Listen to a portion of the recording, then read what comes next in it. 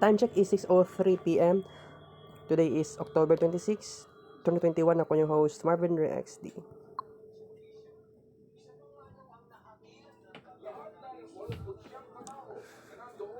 So, gi-message sa among teacher sa Understand the Self. Morning teacher namo. So, taraw na ako sa LMS. So, mao ni siya. Taking care of myself. YouTube ni siya, guys. So, i-click lang na ako ni siya. Are you ready? Me, ready na ako. So, let's go. How do you learn faster? I get asked this one actually quite a bit because people come to any of my seminars or programs or they're experts in any given space and they're like, okay, Brendan, I want to advance. I want to become a high performer in my area, and I know to become a high performer, I got to learn faster. So how do I do that? Well, let me first tell you what not to do, because a lot of people just jump in and they say, oh, I want to learn faster. I want to learn speed reading. I want to learn, a new language. I want to learn all these new skills. I want to learn all these things. And what is happening is people are very transient with their learning goals. What do I mean by that? I mean, they're kind of phony about it. They really don't want to learn. They say, I'd like to learn this. I'd like to learn that. Someday I'd like to learn this. Someday I'd like to learn French. Someday I'd like to learn how to do photos. Some days I'd like to blog. Someday I'd like to do video. And they never actually learn it, because learning doesn't happen someday. It has to happen consistently. And that's the thing. If we're really going to get to the point where you learn something faster, we have to approach learning itself differently. It can't be these one-off little goals of little things we want to learn. That doesn't work for people. They don't stay consistent, just like people don't stay consistent on a diet if just their goal is to lose 5 pounds. There has to be a broader vision for who they are and what they want to be about and what they want their life to be about if they're going to stay on a diet. Same thing for learning. If you're going to stay on a learning habit, then you have to have a bigger vision for yourself. So let's start with this conversation. If you want to learn something faster, you must first and foremost know the connection between what you want to learn and your dream life, your real lifestyle that you want to have. I tell people all the time, like, don't just come up with things you want to learn, because guess what? We want to learn everything. By human build, we are curious animals. We're deathly curious. I mean, we are literally the curiosity killed the cat sort of society right now. Everyone wants to learn 50 new things immediately, but no one ever learns anything. Why? Because it's not real for them. It's a transient desire. If you want to become a great learner, it has to be attached to a dream life of yours, a true lifestyle that you see for yourself. Let me give you an example. Lots of people say, I'd like to learn some French. Someday I'm going to learn French. Someday I'll learn how to talk French because it's a romantic language. I like the food, and they give lots of allowances on cheese and wine. I like that, right? So I'm French. I can say a little bit of that, okay? So I have a little piece of French in me, I should say. So here's what's happening. If I don't have the vision for myself someday going to experience France, or someday going to a place where they speak French, or someday having real interactions with a human being speaking French, and it's important to me, and it's a deep sort of dream, desire, vision for that, I'm never going to do the work to actually learn French. There's no why there. You have to know what you want of your life before you become a master learner. Let me say that again. You have to know what you want of your life before you become a master learner. Until I know what I want my life to be about, what do I want to experience on a daily basis, what do I want my dreams to be, who I want to be, I don't know what to learn. I'm just going to be curious about things and I'll dabble in them. But that path to real true mastery is that part where we say, okay, what do I want my life to be about? Now let me develop the knowledge, the skills, the competencies, the capabilities to build into that life. And that's where you get someone who becomes a master learner. I have mastered almost every skill that was necessary for me to achieve my personal dream life. Everything I said, okay, gosh, if I want to do what I want to do, and for me, I want to become a writer and a trainer and an online thought leader. I wanted to write books, wanted to train people live, and I wanted to do online marketing and online thought leadership so I could share my message with the world and hopefully inspire people to live more fully, to love more openly, and to make a greater difference. I had the message, and then I had the mediums, books, seminars, lives, events, online stuff, right? Well, for me, that was part of my dream life. So I had to learn things along there to get there. I never wanted to really learn per se, but I had to learn how to do video. I had to learn how to code and build web pages. I had to learn online marketing. I had to learn what to do on Facebook, what to do here on YouTube, what to do on podcasts. I had to learn all of that. And I became a master learner because I was deeply attached to my mission. That makes sense? You won't know what to learn and what to develop real competent capabilities into until you know what your mission is, until you decide what a real dream is. Otherwise, you just kind of play around with skills. You'll play around with learning something, but you'll never immerse yourself into them. So once you know, okay, what do you want your life to be about? What are your real passions? You'll learn what you have to learn along the way, then everything changes. Now, I'm not saying you have to know your ultimate purpose in life before you can learn anything. I'm just saying if you want to learn faster, start figuring out that purpose. Start figuring out your direction. You'll learn a lot faster. From there, it's really tactic. And what the tactic in learning is, as we all know, all tactics to learning always begin with number one, examples. If you want to learn something, you need to be able to model something. You need to be able to see somebody who's already done it. You need to be able to read about somebody who's already done it. You need to experience somebody who's already done it. You have to not start from scratch. The worst thing you can do in learning is start from scratch. Because with no foundation of what's worked before, you're just making stuff up and you're reinventing the wheel, and that's the slowest way to learn because, the wheel was invented a couple thousand years ago. So the worst thing you can do is say, let me just go start trying a bunch of stuff. That's not learning. That's called being an idiot. And being an idiot is about just bumbling through life without realizing somebody's already done it for you. So go read a book about somebody who's done what you want to do.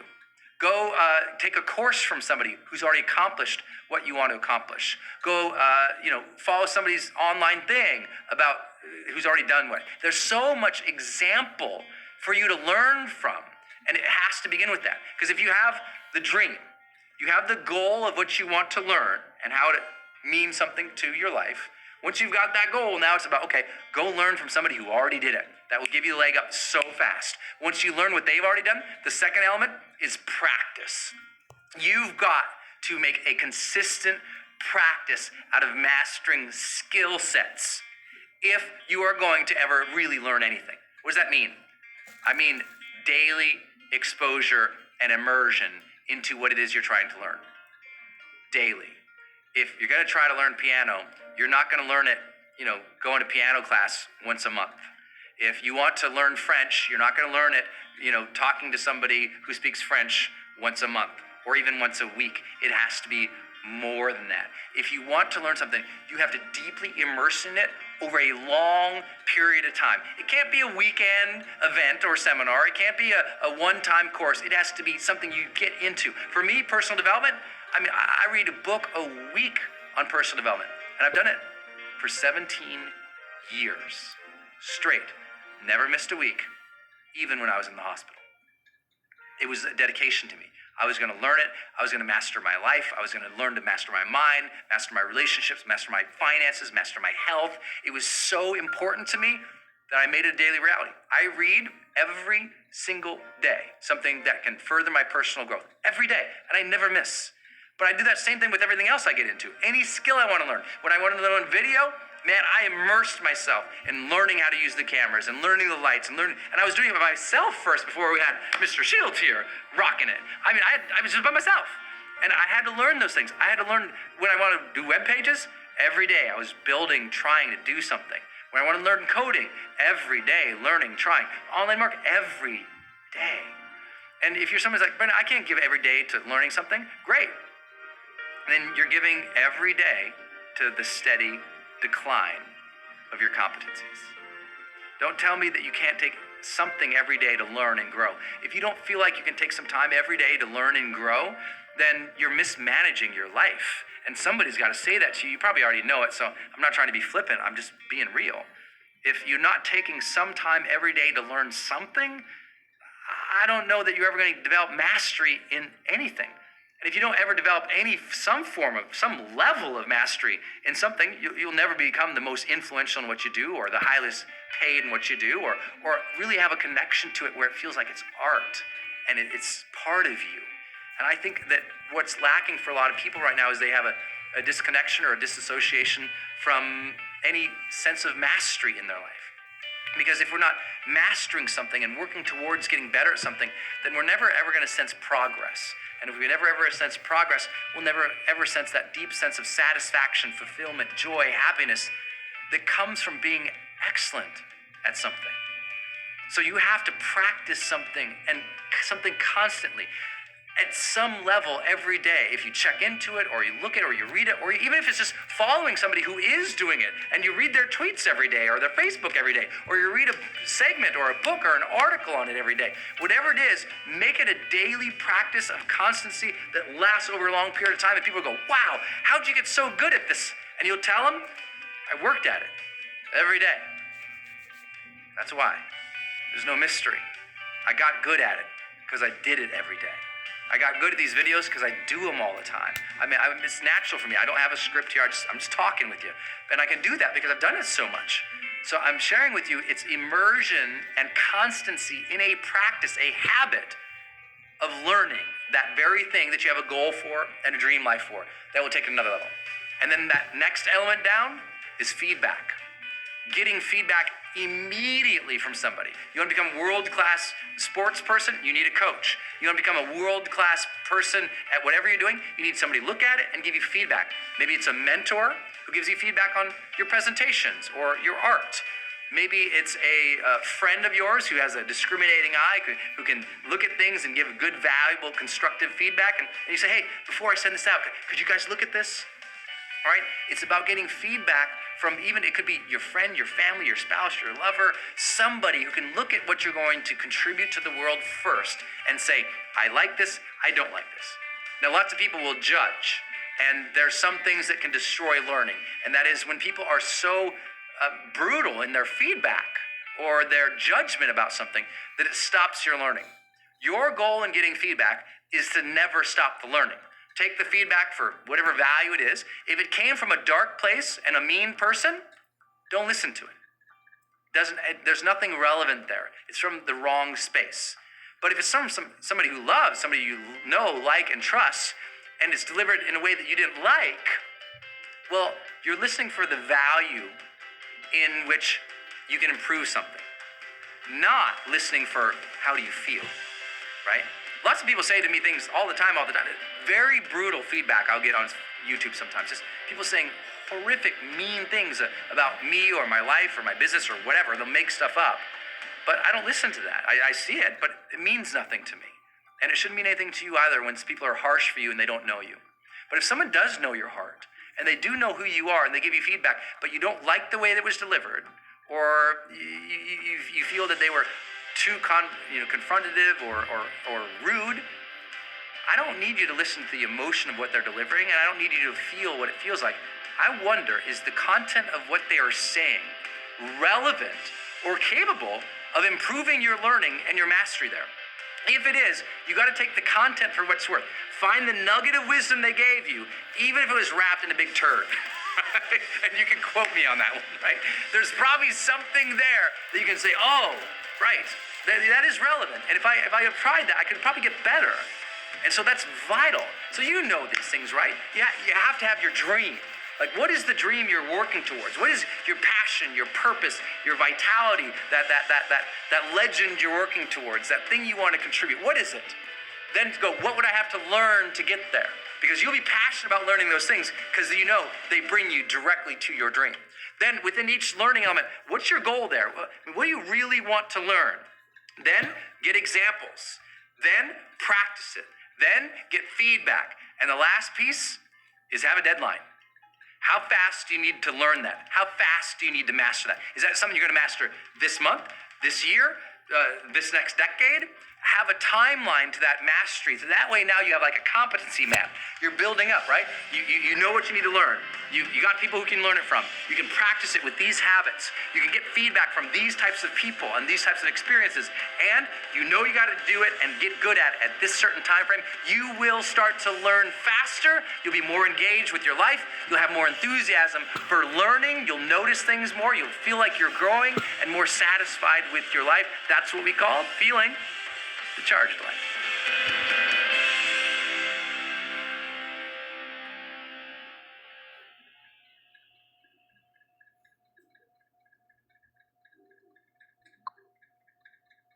Okay. 6:18 p.m. Today is October 26, 2021.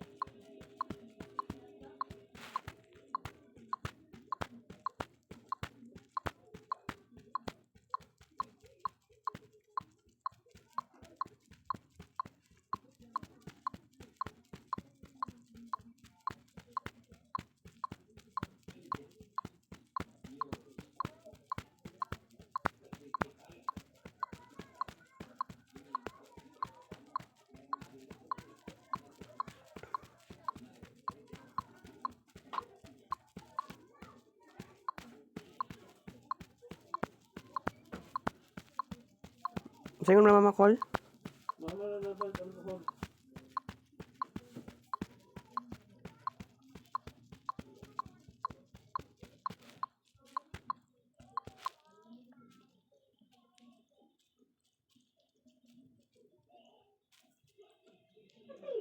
Hindi ako nababagay dito.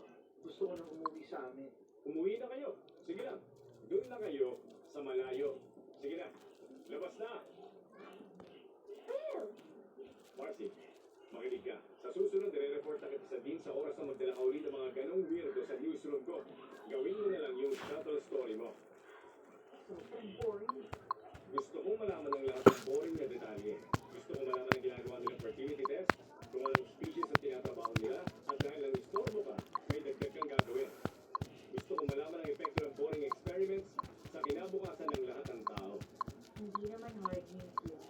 Marcy, tapos na ang usapan. Maliwanag?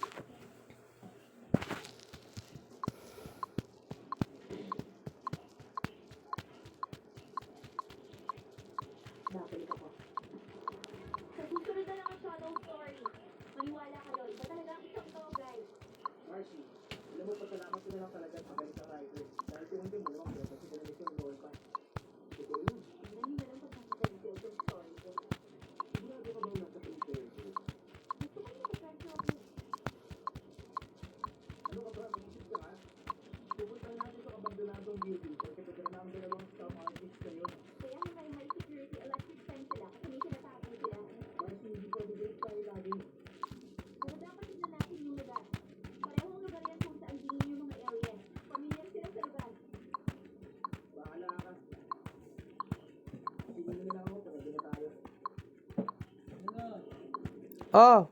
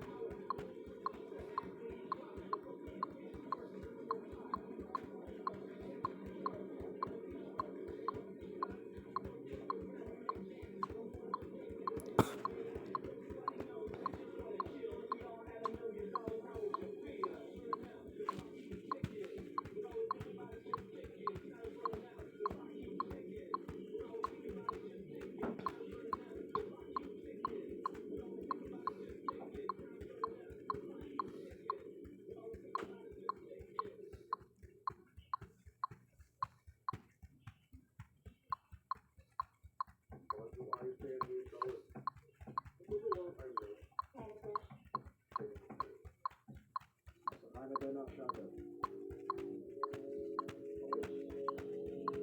Si John sa newsroom 1.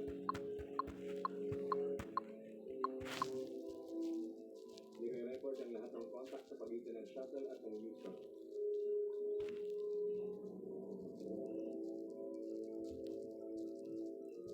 Gano'n pa katagal, Sonari?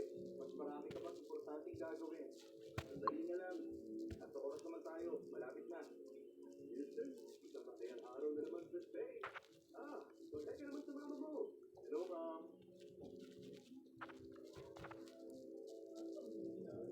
Daddy, huwag kang mag-video. Sige, tigilan mo na pag-video habang hindi pa tapos ang experiment. Paliwanag? Kalma.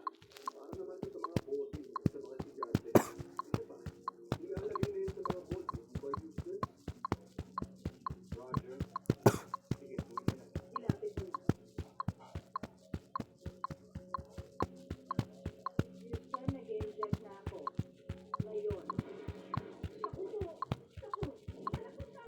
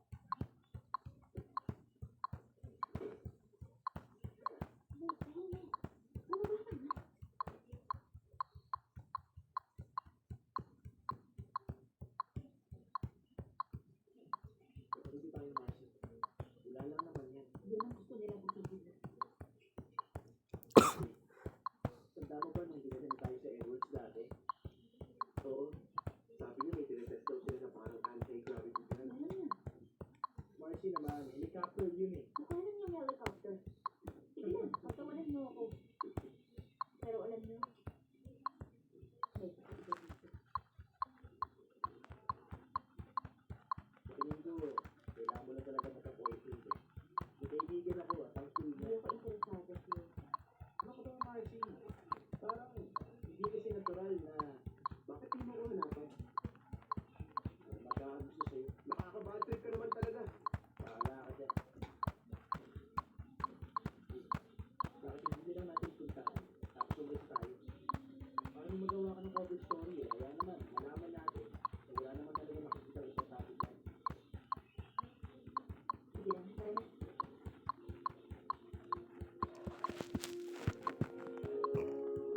James, dala mo ba lahat? Oo na ito. Para malaman ang letters of fortune. Oo. RC, bakit lang yan? Walang super security system. Walang Ay, hiding camera. security base to. Hindi kaya. Sige nga, ilang beses tayo nagpunta dito. Ilang beses na ba? 13? 13. Kaya ayoko na. Ulit-ulit na tayo dito.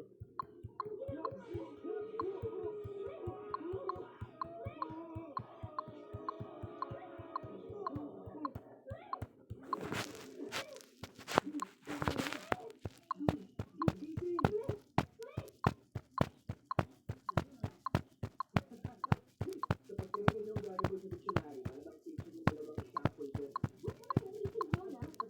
Ang gugulo niyo naman. Sira ka talaga.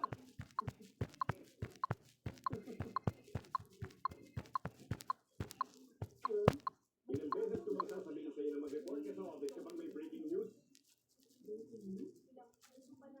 Hindi mo alam? Nasunog ang shuttle sa re-entry, Marcy.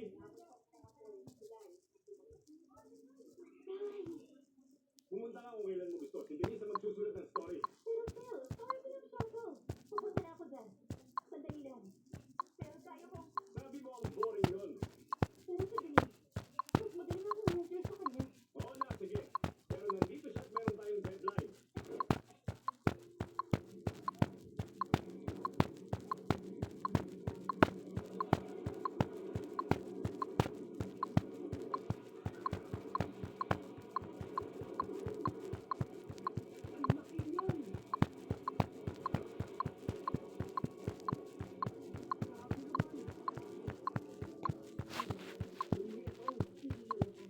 Shuttle yan.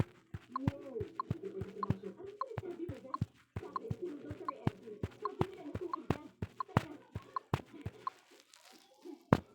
Anong ba ako? Shuttle ko ang story ko. Marcy, teka.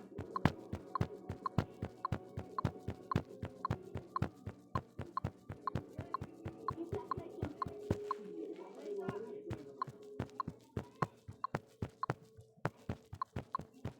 Bakit yun? Sabi mo nasunog yan. Yung gusto niya, pero wala akong magawa. Tingnan ko sa'yo. Marcy, hindi pwede.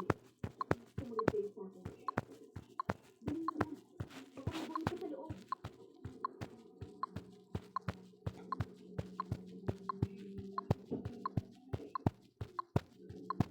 Hello? Ingat, Marcy. Dito ka.